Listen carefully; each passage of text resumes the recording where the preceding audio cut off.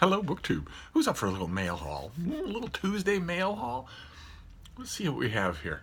It's just a small stack of books, or packages. Let's see if there's anything squeal-worthy. Something that's absolutely going to make my day, and that I'm going to dig into right away. That's also a wonderful feeling, and I think that feeling's going to get rarer as we go along. Makes sense, right? I'm going to get my usual complement of finished copies, but more and more these mail hauls are going to be lodged firmly in 2020, where I'm not reading any books in 2020 and 2019. So let's see what this first one is. Okay, perfect case in point. This is a January book. Oh boy, though. Oh my. Okay. This is by Jean Baker. This is called Building America. It's a biography of Benjamin Henry Latrobe. You got pressure to look for. That is, I don't know if you can make that up, but that is what the cover is going to be like. Can we get the machine to focus on this? Excuse me. Latrobe always has that effect on me. This is his first biography in I don't know how long. Architecture is all around us, often unseen and unremarked upon, except when it's going up as a building project directly across the street, in which case I can't help but remark on it. Certain buildings, however, convey something beyond utilitarian shelter. They convey something of the human ideas housed within their walls, some notion of the notable purposes for which they were constructed. And all of them should convey that. There's a great book. I wrote about it once for my literary blog, Steve Reads. There's a great book on utilitarian architecture and how soul draining it is. I'll see if I can remember to leave a link and find that somewhere. Let's see here. The White House, wide and welcoming like a formal country estate, except that it's an armed camp with snipers on the roof. And a fascist inside. So it once upon a time looked like that. Once upon a time, formal country estate was true in fact as well as in impression. Once upon a time, it was common in Washington not that long ago. I mean, those of you who are young are going to consider it an eternity, but 100 years is not that long ago. Once upon a time, not that long ago, it was a common practice for people in Washington on a Sunday to pack a picnic and spread out a blanket on the lawn of the White House, just not to gawp at the White House, not to hope for a glimpse of the president, but just because it was very pretty. You would be shot dead. Your wife, your baby, would be shot in the head if you tried to do that today. Once upon a time, of course, famously, one U.S. president kept a milking cow on the lawn of the White House. But what other examples do we have here? The U.S. Capitol building with its Roman dome and pillars. Oh my, if you ever go to Washington, D.C., if you've never been before, put the Capitol on your list. You can skip the White House, but put the Capitol on your list. Again, I remember when you could walk in to the Capitol and walk around in the Capitol. You now that absolutely is not the case. Okay, so they give us those examples, the White House and the U.S. Capitol. In this book, historian Jean Baker documents the life of America's first professional architect who put his stamp on the built landscape of the new republic. Benjamin Latrobe created or contributed to some of the early republic's most iconic structures, including the south wing of the Capitol building, the White House, the Navy Yard, Statuary Hall, which is awesome. Statuary Hall is incredible, and the Senate, House, and Supreme Court chambers. Like his patron Thomas Jefferson, Latrobe saw neoclassical design as a way to convey American democracy. He envisioned his engineering projects, such as the canals and municipal water system for Philadelphia and New Orleans, as a way to unite the nation and improve public health. Wow. Okay, and this comes out in January. I don't know. I don't know when the last biography of Latrobe was, but it was a long time ago. The last general interest biography, the last thing that would look like this, and that would have a subtitle, title like Building America. Boy, oh boy. Oh boy. Okay, well, this is very tempting.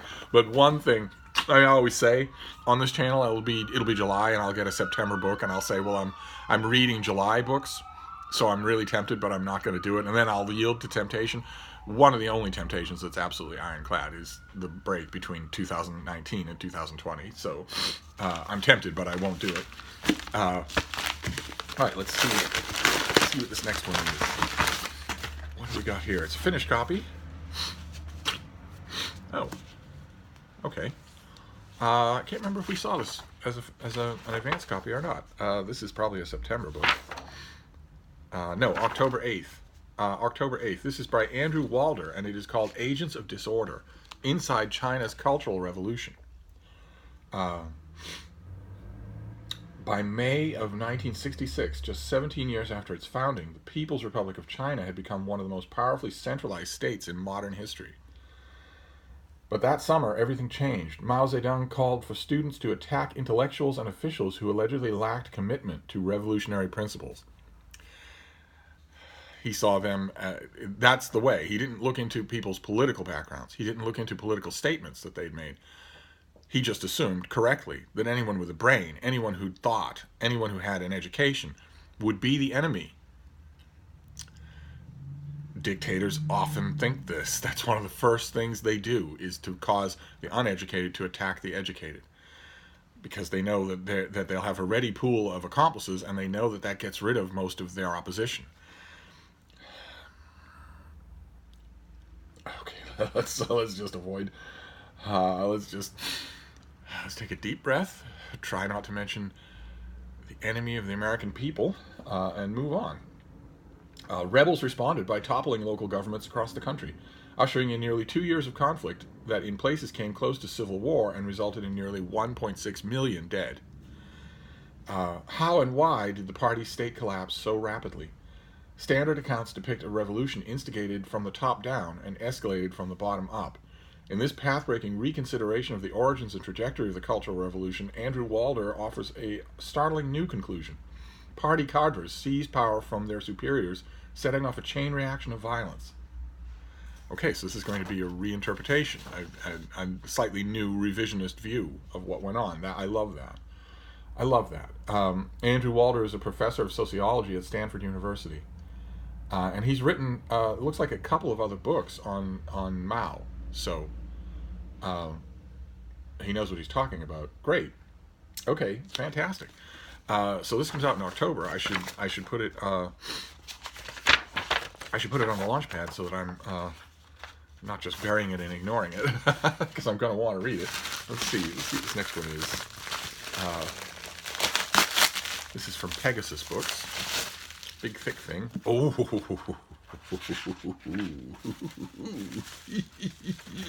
Oh. All right, I have no sell sheet for this, but nevertheless. All right, this is a 2020 book, and it is really going to tempt me. If Benjamin Latrobe is going to tempt me, this is going to tempt me even more. This is by Stephen Kershaw, and it's an enormous book on ancient Rome. This is Enemies of Rome, Barbarian Rebellions Against the Roman Empire. That is how you design a cover. That is wonderful. Okay, so I don't have a pub sheet, so we'll do this SFF 180 style. History is written by the victors, and Rome had some very eloquent historians. Those the Romans regarded as barbarians left few records of their own, but they had a tremendous impact on Roman imagination. Resisting from outside Rome's borders or rebelling from within, they emerged vividly in Rome's historical tradition and left a significant footprint in archaeology. The author builds a narrative around the lives, personalities, successes, and failures both of the key opponents to Rome's rise and dominance and those who ultimately brought the empire down. Oh my. Oh my. And we have the usual suspects: the Ostrogoths, the Visigoths, the Goths, the Vandals, the Huns, the Picts, the Scots. Oh my. Oh my. Okay. All right. So Stephen Kershaw has spent the majority of his career in the world of the ancient Greeks, both intellectually and physically. He has been a classics tutor for 25 years and currently teaches at Oxford University. And he also runs the European Studies Classical Tour for Rhodes College and the University of the South. And he wrote a book, Brief History of the Roman Empire, that I have seen many dozen books like that, A Brief History of the Roman Empire. And his was an odd feeling for me as a reading experience. I could tell the whole time I was reading it that this author really knew a lot. And yet the book I found it totally unsatisfying. And he did a more recent book. I wonder if it's mentioned here. No, it's not mentioned in his bio, but I know that he did it. I know this author. I know that he wrote a history of Atlantis. He wrote a book about Atlantis. The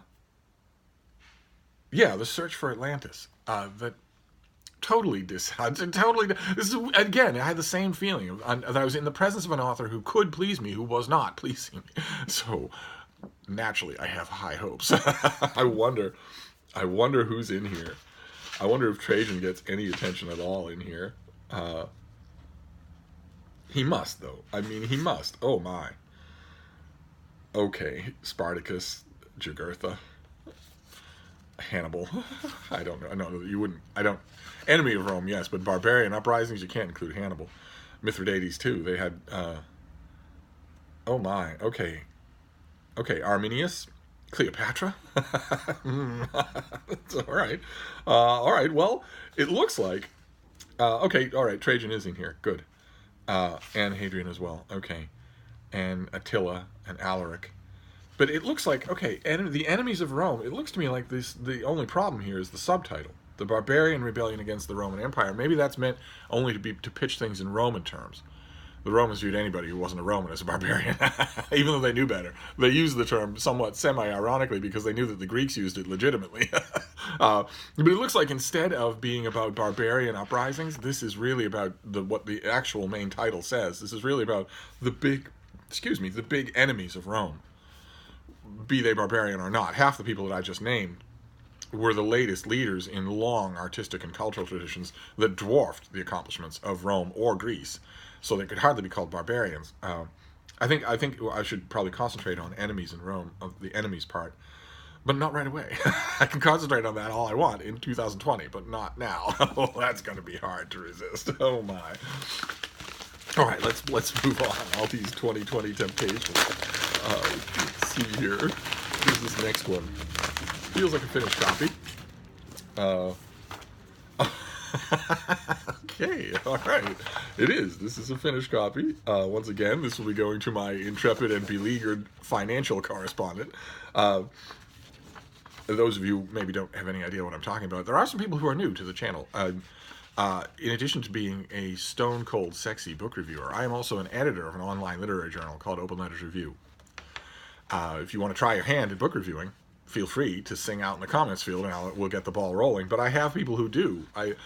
Over the time that Open Letters Review has been in operation, it was the inheritor of Open Letters Monthly, an online literary journal where I was the managing editor for 10 years. I put out the call, and I also put out feelers to people to ask if they would like to try their hand at specialty reviewing. Not everybody does, but David Murphy, a fellow booktuber, you may know his channel, getting advanced degrees in economics, which do me no good at all unless he writes about economics. And this is an economics book. I think I already sent him the advanced copy of this thing, but here's the finished copy. This is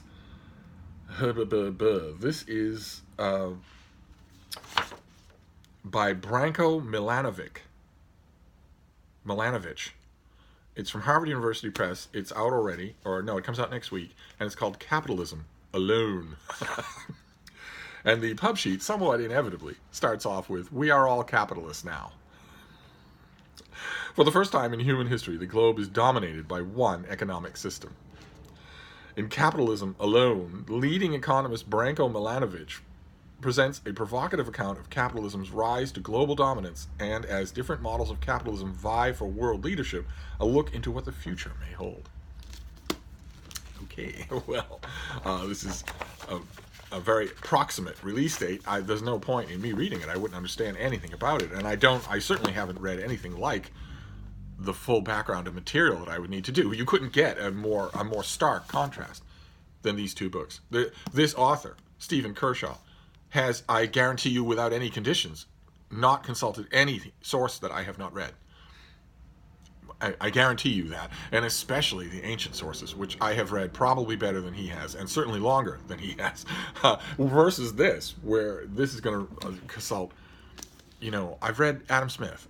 I've read Adam Smith. I love Adam Smith, but I don't love him for his economic sentiments. I love him for his prose, and for that mind that's working behind his prose. I love him for the same reason that I love his friend David Hume.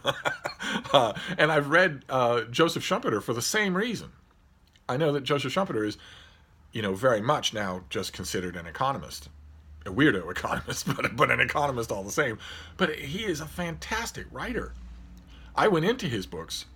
I got a biography of him years and years and years ago, and I didn't know anything about him. I'd never heard his name before. I was going to make economists cringe, but I'd never heard his name before.